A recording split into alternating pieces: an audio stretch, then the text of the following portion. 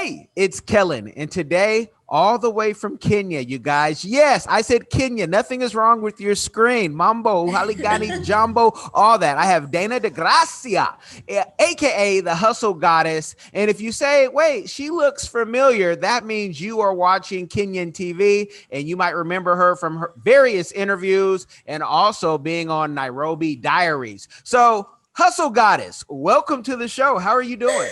Thank you. Thank you. I am doing fantastic. It's amazing that people can still remember Nairobi Diaries. No, I did my research and I found you from our friend. We have a mutual friend who is in TV, Eddie Voke 254. And he was on, like the last interview. So Wow. so I was like, wait, who is this? And you definitely have a look that stands out, especially for being in Kenya. So please tell your story. How have you gotten to Kenya and why do you love it so much? Wow. Okay. So shout out Eddie. He's a cool guy for sure. But I've been in Kenya coming up on my 9th year. I actually moved to Kenya like 2 weeks after I turned 18. My sister was already here for a little while, and she was the one who found USIU. So I was like, I'll just join there. This seems simple. So I joined. Originally, I was, of course, what else does a white person study but international relations? I realized I hated it. So I ended up switching my major to criminal justice. And long story short, I finished my degree. My sister, she moved back a few years ago, but I was like, I have to stay and at least finish my degree. But in the midst of all that, I got on Nairobi Diaries. I appeared in music videos. I actually hosted a talk show for 2 years with a panel of women. And so it was like, it feels like entertainment is my path. And so here I am 9 years later. And you guys, just so you know, and before we started, I had, asked her how she was doing in Swahili and she answered me. So I have a feeling that your Swahili in your 9th year is like, you're good. I know your accent. You can do your accent. I heard you on, some of the shows and we're going to get into that. But how is your Swahili and how long did that take to learn? So I tell people my Swahili, I'm fluent enough to make you think that I'm fluent. And then when you really speak to me, especially in Shang, I just can't, it will take me a second. It's like I have to first decode it into English and then I'll respond to you. So I'm fluent in listening, but if you want me to respond in Swahili or even Shang, I'm going to have an issue. Okay. Well, that makes sense. I mean, even if you speak another language, you have to think about it in your other tongue, your mother tongue. Yeah. Thinking about a song, your mother tongue. Did you prior, do you speak Italian or do you speak Spanish at all? Bits and pieces, because my parents, I'm probably like 3rd or 4th generation. I think the first generation to get to the States was my father's grandfather. And we're actually Sicilian, but then I'm essentially my background is Sicilian and Jewish. So I can speak a little bit of Hebrew, a little bit of Italian, but not enough to get me anywhere, really. Okay. And I asked the Spanish because, folks usually in the States either took French or Spanish. So, I did. I took, my required 2 years.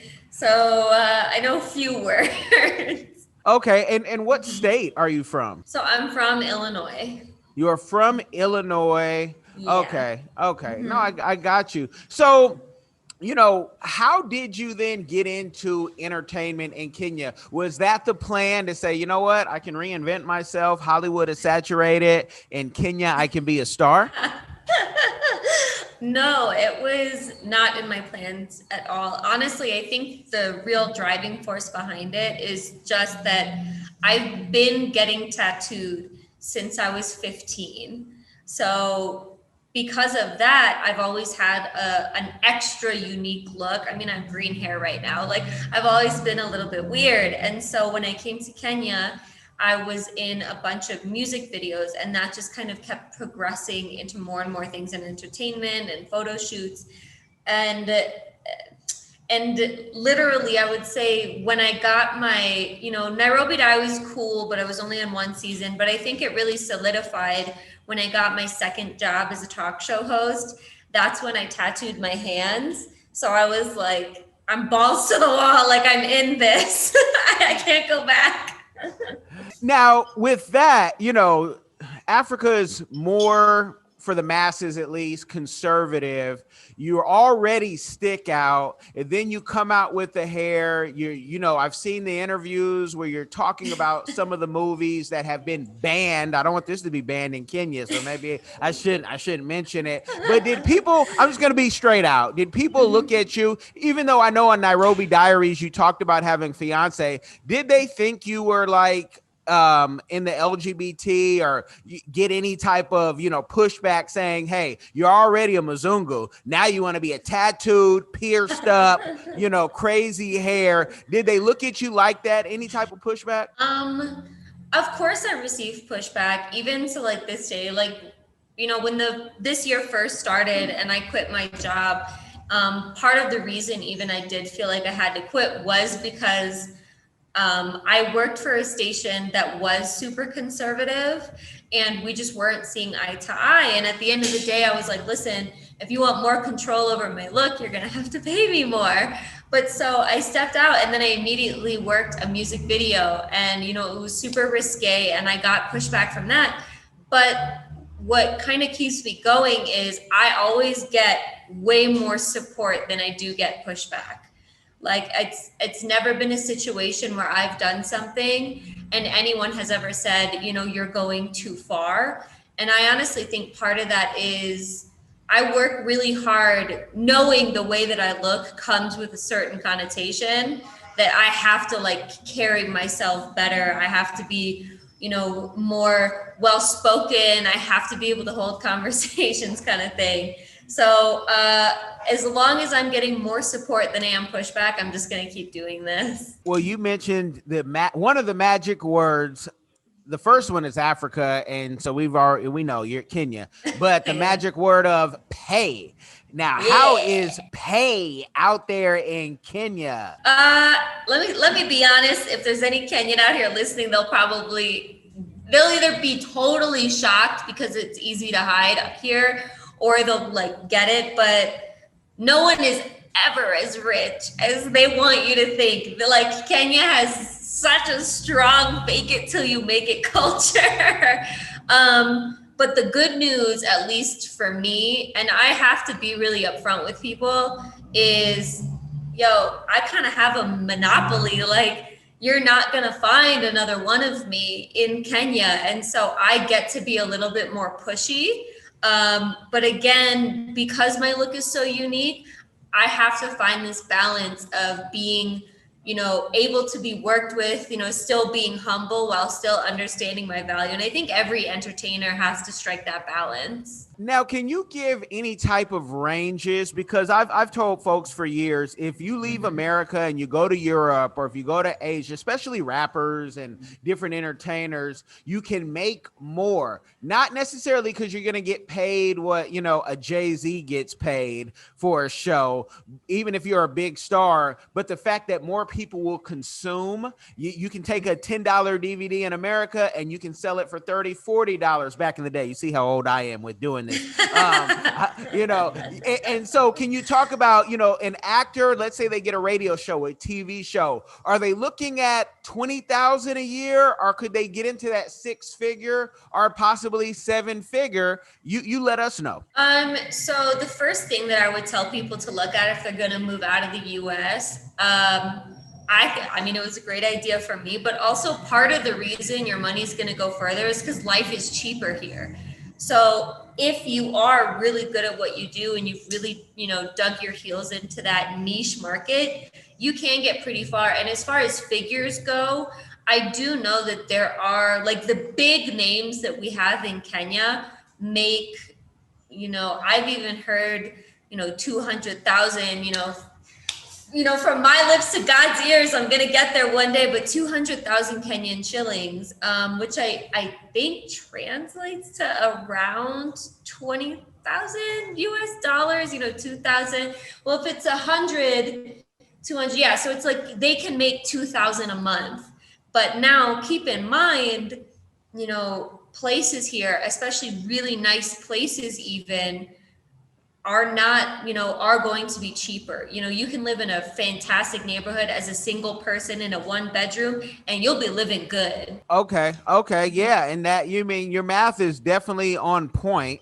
And I just some folks might say, "Hey, 200,000 shillings. I'm about to ball till I fall." Yeah. Buy out the bar, and you are gonna be broke because the Kenyan bars are gonna, you're gonna buy by the bottle at some places. You're gonna get too excited. You're gonna get too excited. Let me tell you, I used to go to a bar that before 10 p.m. would give you, a shot for $1, 100 shillings. You'll go broke. You'll have a great night though. My first place in Africa that I went was South Africa, and they had currency. I just translated it real quick in my head when I got to the rugby game, fresh off the plane, no shower, nothing. I'm with my friends, and 30-cent shots. I had to get all 30, and just Yep. blessed, Yep. and funky off the plane. But we had to do it like that. And we had 30 friends just like that. Everybody's partying. Now, how I know some actors in Kenya. When we went there, we went to one club right next door to the Kopinski, saw even some more actors. And I'll say this, African YouTubers have a very bad rap of being arrogant to their native, brothers and sisters. But once an American comes in, yo, bro, everything is all good. How do you go about getting jobs? Do you have an agent, or are you just in a circle of people who can recommend you and refer you? So here's the thing. I have kind of an unofficial manager right now, but I use him more for networking. And then when a deal is like big enough, he'll help negotiate with me.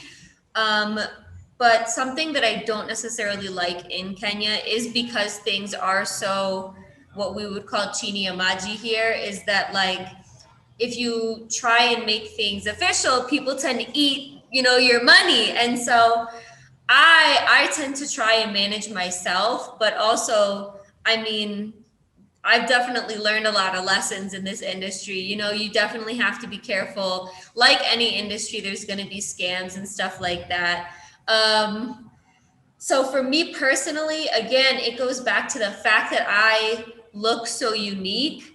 Most people who want to work with me on a project can easily find me. I do work really hard to respond to the emails and the DMs when it's about business and stuff. Okay. And, I want to get into all of that, but you had said something going back about, the fake it till you make it culture. And that's just such a Black thing. And then I think about, and I can only say this because you're Sicilian, so you'll get this, Yeah. the Sicilian, bloodline for all other Italy. Oh man, some of them got some Black in them, and those are the, children of the Moors or whatever. And Sicilians have that fake it till you make it thing as well in their culture. Gold chain, jumpsuit, just, might be on the bus, might be on the bike. So I think it's just in the blood of, hey, I gotta look good. I gotta look the part. Sometimes that's because if you don't have a lot, you wanna feel like I am,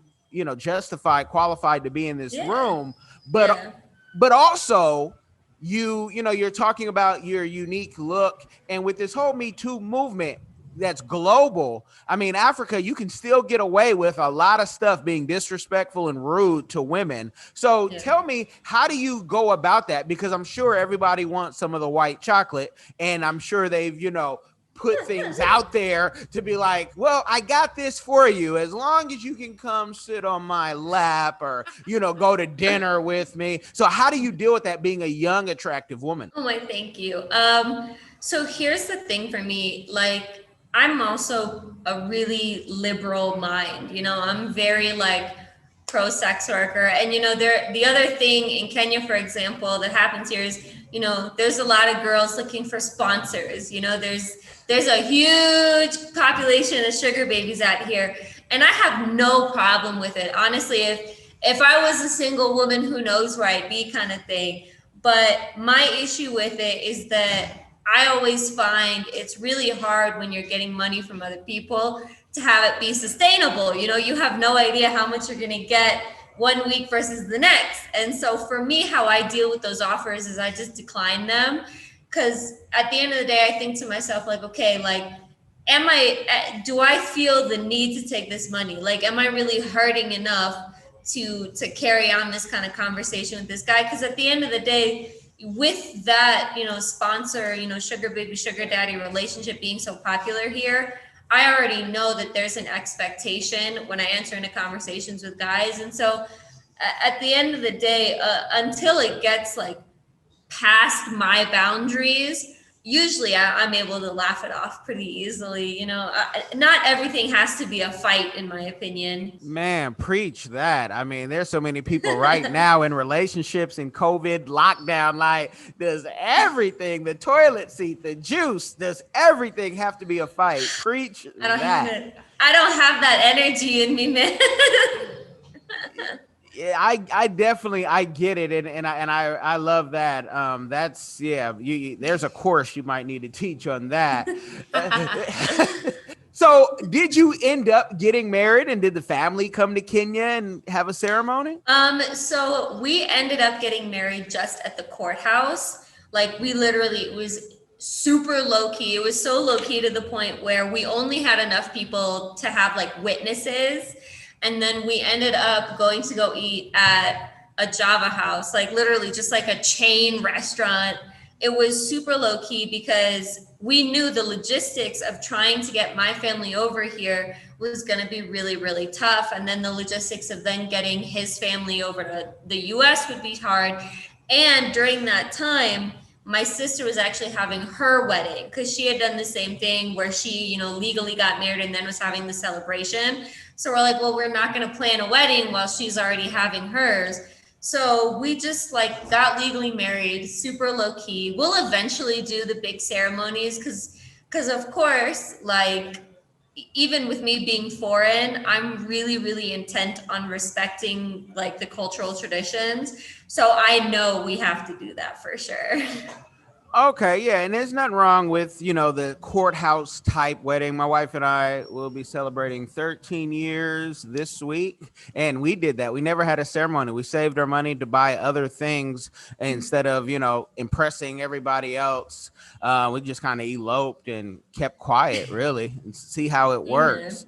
Yeah. So how does he, because I can hear an African woman right now screaming through, whether she's listening or watching, saying, hey, how did you find an African man who allows you to be half naked on Instagram, allows you to be, out there in the public? Because all the men I know want to control me and keep me tight. And, they don't allow me to really express myself because that's a big thing with African tradition. The men, if you're making more than the man, it's a problem. And, some women have to quit their jobs, which is ridiculous. But how did you guys form this relationship where you were doing you and he's doing him? Like, talk to us about it. So honestly, I definitely know it's an anomaly. Like, I am well aware of the fact, the uniqueness.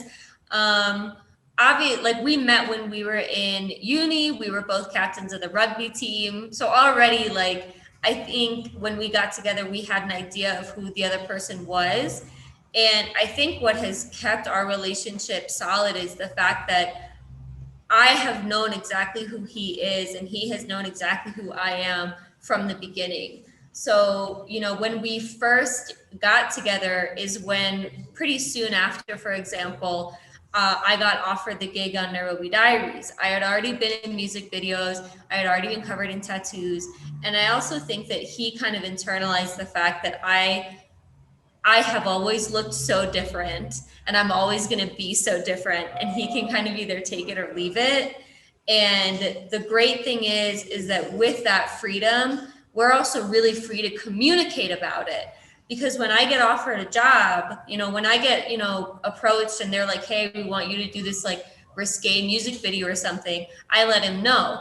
And I'm like, hey, this and this and this are what's going to happen. And he gets to be like, okay, could it happen this way? Like, is this going to be shown? He gets a say in the matter. And so that's what really keeps it pushing, because I don't approach it like I'm doing this and you just need to deal with it, because that would never work, even in a relationship that's not about sex. That doesn't work generally in a relationship.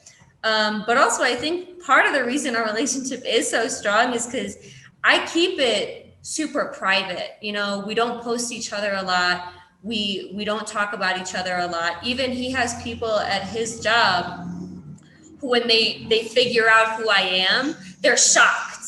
And I love it that way, because now, anything that I accomplish is mine and anything that he accomplishes is his. We don't have to be like, oh, you're her husband, or, oh, you're his wife.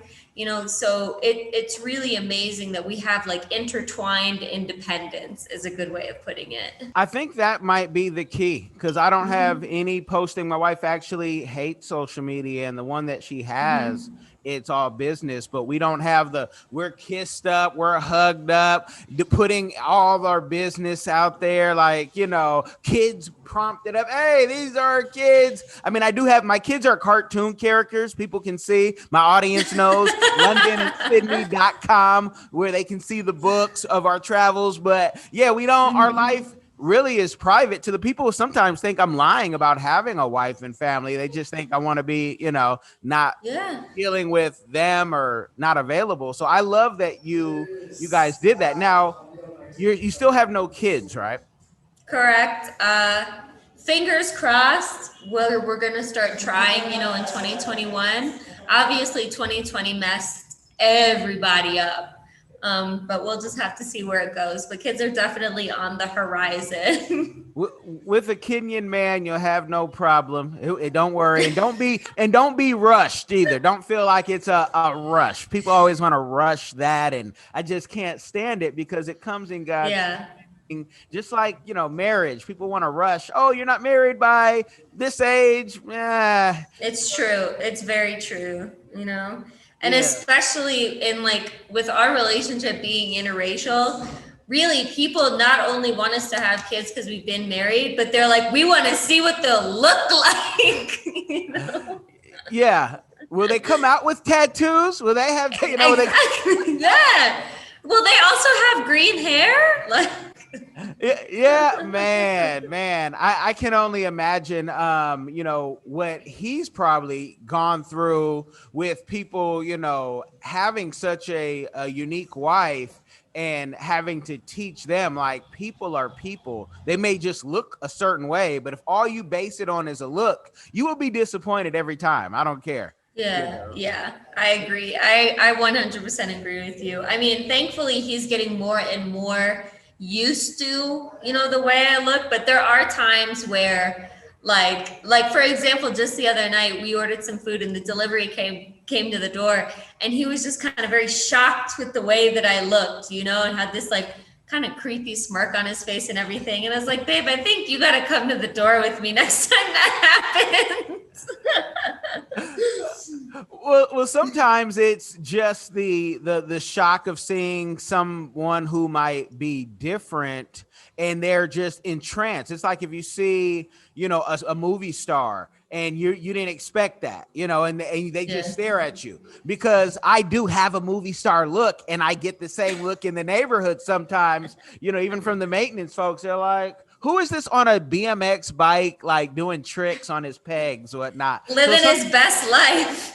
Yeah, it's early morning, and this guy is bumping music that we can hear, and he's having a good time. So it's just sometimes, hey, when you're a star, people are gonna gaze. So it is what it is.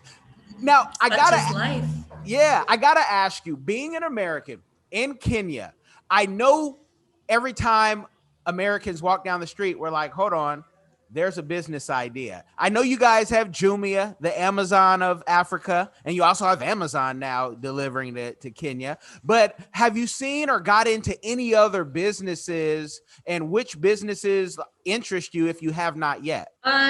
So right now it's really just been entertainment is my focus. And then when I quit, I started doing the designing. So after I quit my hosting job, I was like, okay, what can I do to like push myself forward and what's going to be sustainable? And so I designed these bags. I call them hustle bags. And essentially they're just like they're streetwear. They're representative of, like the modern day hustler kind of thing. Cause I'm big into creating things that even though they're like fashionable, they have a function.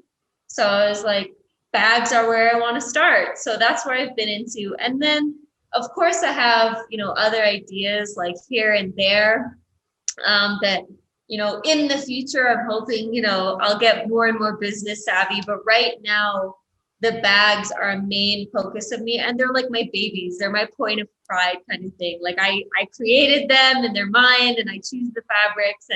And so it's nice to be able to call myself a designer. Now, I saw those bags on Instagram. You guys, links will be in the description, hustle_products. How do people buy these? And are you making them in Kenya? Are you making them by hand? Give us the game. Yeah, so the game is they are 100% made in Kenya. I personally choose the fabrics. I chose the color of leather. Even on the back of the bag is my little logo in a leather tag. So they are Kenyan made. So right now, because it's, very grassroots and very much a startup, I know I can confidently deliver it within Nairobi. But hey, if you're out there and you're an international buyer, I will find a way to get a bag to you for sure. Definitely. Now, when you're building the product, at what quantities are you doing? Quantities of 100, 1,000, 10,000? So I'm not yet there. So essentially how I do it is my, we call them fundis. My manufacturer shows me the options for fabrics, and then I pick how many I want. And then out of those fabrics, I can get a certain amount of bags. And so as I've started, I released the first generation, which were the sling bags. And so, and then I did the backpacks, and then I did the little hip packs things. All of this will be, visible on my page and also the Hustle Products page. So I'm not doing like large scale manufacturing just yet. But so what that means is the cool thing is that if you were to buy a bag now, you can be confident that that's like the only bag in existence of that combination. Oh, wow. Okay. Okay. No, that's dope. I'm, just going through all of, the streets of Nairobi and seeing how Nairobi is not third world. When people say, oh, you went to Africa, you went to visit the third world. Nairobi is not third world, right? Nairobi is, New York, Wisconsin, whatever. I mean, we have a Burger King. What do you mean? Yeah, Burger King, KFC, Yeah. and if you eat those things, I don't know if you know who JT the Bigger Figure is. He's a rapper. He's out there in Kenya right now, but he's old school, like Too Short of the Bay Area type rapper. Oh, okay. And he was showing that, and people were shocked. And I'm like, I need more and more folks, especially from the West, who are in Kenya, to show everything Nairobi has. We went to the casino to film because I had not seen anybody going to the casino to film and put it on YouTube. So I'm like, oh, we definitely got to do that. And there's some other places that can be filmed. They're not necessarily for me, but especially for single guys and girls, there's places that people need to see. Like whatever you do at home, you can do here and, really have fun. I saw a picture of you, and I just have to ask, I mean, I think it was in front of like Jamerson or something, alcohol, but like, have you considered having your own liquor out there and, maybe taking the Hustlegoddess and this is the hustle drink? Honestly, I'm pretty much open to literally everything. The only thing that limits me, honestly, is like how much time I have in a day and what I can do as I'm, working towards my citizenship kind of thing. Because right now I have no qualms with having liquor. I have no qualms with even having an energy drink. Let me tell you, I'm a huge caffeine person.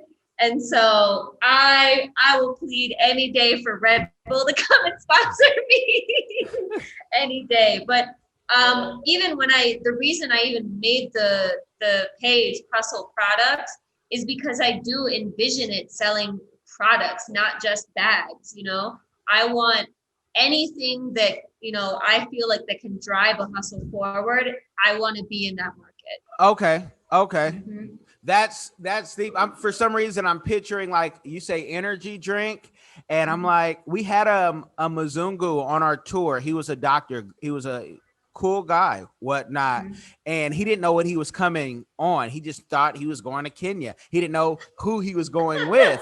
But I could see an energy drink, a little shot, and call it Mzungu, and having people like drink it, like, because you know how like the skin whitening and how some people do that. Okay, well, if you really want to be white, drink my drink, Mzungu, and get all the energy. So cheesy.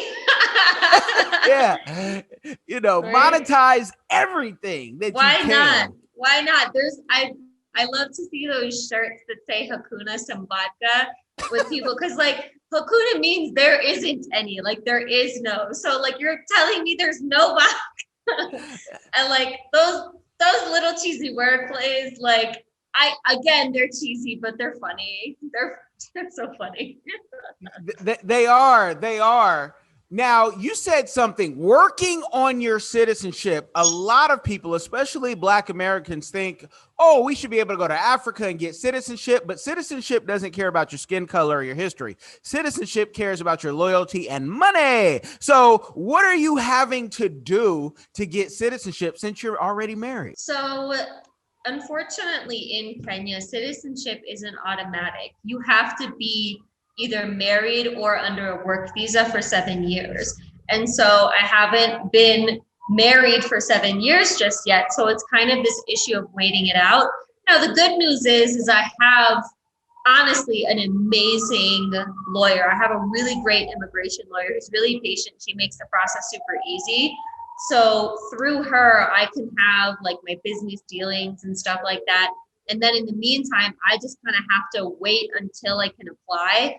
Because when I can apply for citizenship, that's really when the money's going to be hectic. But right now, I just got to make sure that my status is cool and my marriage is good. And a part of citizenship, when people want to rush get it, some people buy it. And hey, you Yeah. can buy anything in Africa, but just know there could be some, penalties if you get caught.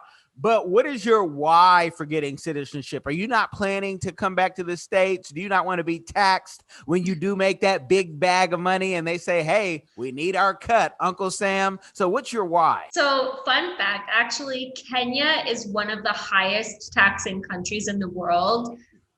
So really, it's almost going to hurt me more to become a Kenyan citizen come tax time. Let's be honest. It's going to hurt me more. But the reason I want to become a citizen is because I chose Kenya. I chose Kenya for its good, it's bad, it's ugly. And so citizenship is a part of that. I don't want to just be here kind of riding the waves and being able to like get away with shit. Because I also understand that being white in Kenya is a huge privilege.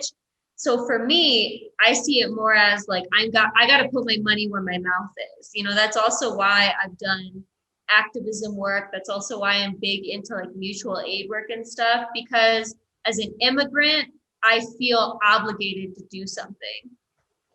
And being a citizen will be easier. Definitely. Now, can talk about how much is Kenya taxing? I don't have the exact numbers offhand, but Kenya does tax pretty heavily because we also have very highly paid politicians. No matter how much I love Kenya, corruption is a massive, massive issue here.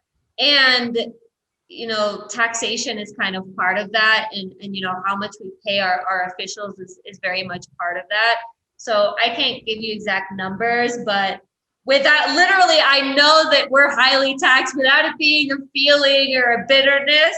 We are, I would even say like top 10 or top 5, one of the highest taxing countries in the world, at least Africa. Oh, wow. Yeah. That's good to know. We just registered a client's business out there, and we're trying to, through our partners, get the ins and outs, because we're like, hey, if we're going to be taxed, we got to do this a certain way. But Yeah. you said something, being having white privilege in Kenya. And I always say, when we Americans go out of America, we have American privilege. No matter if you're in Europe or, wherever you're at, I've seen the things that I can do. I'll tell you a story real quick so you guys understand. I had to use the restroom downtown Nairobi. I asked my friend and client, African Tigress, I say, African Tigress, can I use that bathroom over there? I got to go bad. She's like, Kellen, you're an American. They'll let you go. And it was, it was a, fairly nice place. And I had no problem, and I've never had a problem. Even in America, I don't have that problem. It might just be something about the face, right? But what can you talk about the privilege that you've had as a white American? What are some things that you've been able to do that maybe other locals have not? Honestly, like my daily existence is very much defined by my whiteness. Like I can't deny it. There's no way around it. I definitely kind of get those same privileges. People have this tendency to trust white people more than anybody in Kenya. So, when I say, I could even say, oh, I forgot something in a movie theater, and they'll just let me walk back in, no problem. They're really not going to care about what I'm up to. And so I walk around with that, and I think it's funny. I think the only distinction between myself and the average white person is I'm Jewish. And so that's the only place where the conversation differs. Because of course there's the expectation in Kenya that I'm going to be a Christian. And so that's the only time where I start to get thought of differently from the average white person. But on a daily basis, I know that I stick out and I'm able to do more. Wow, I'm glad. And you are definitely an ally. And anybody who has seen any of your interviews or your stuff, they're like, wait, hold on. We need like more like this. And there are people like that, but the media doesn't necessarily in America like to highlight allies. They want to show, the fighting, because fighting is better ratings, but you definitely have like engulfed yourself. I've even caught you, saying us as Kenyans. And I'm like, oh, man, she might not be a citizen yet, but she is all in, the community and understanding. So I can't ask you, and so don't answer this, any corny questions like, what's your favorite Kenyan food? No.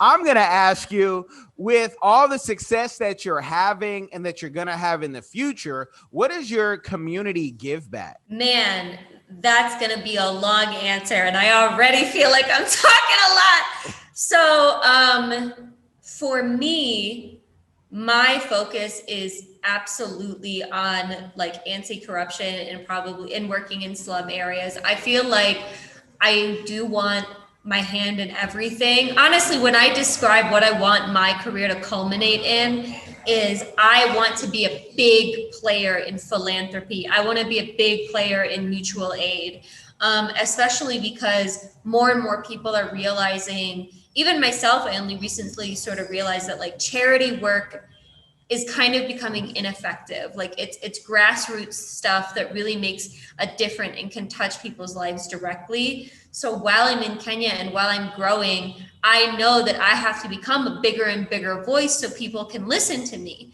I know that I have to live here because like, if you're gonna, like, you can't talk the talk if you don't walk the walk, essentially. So for me, what I see, my main focus on is gonna be in the slums. And again, I could give you a whole speech about how I feel about Kibera and why it shouldn't exist and why it does exist and how horrible that kind of is. But for me, my major focus is improving the quality of life for Kenyans in low income areas. No, I mean, and I'm going to connect you with, I call her the queen of Kibera, a friend of mine. And yeah, we gotta connect, and you might be like, I already know her, but we're going to talk about that and some other things off air, people. So I'm not going to give you guys a game overload. You can like, share, subscribe, give this to somebody. She's touched on so many subjects, and that subject of dead aid. I don't know if you've read that book, but aid is dead, and we Yeah. gotta do business. So let's take this off air. Thank you for coming on. No, thanks for having me. This is awesome.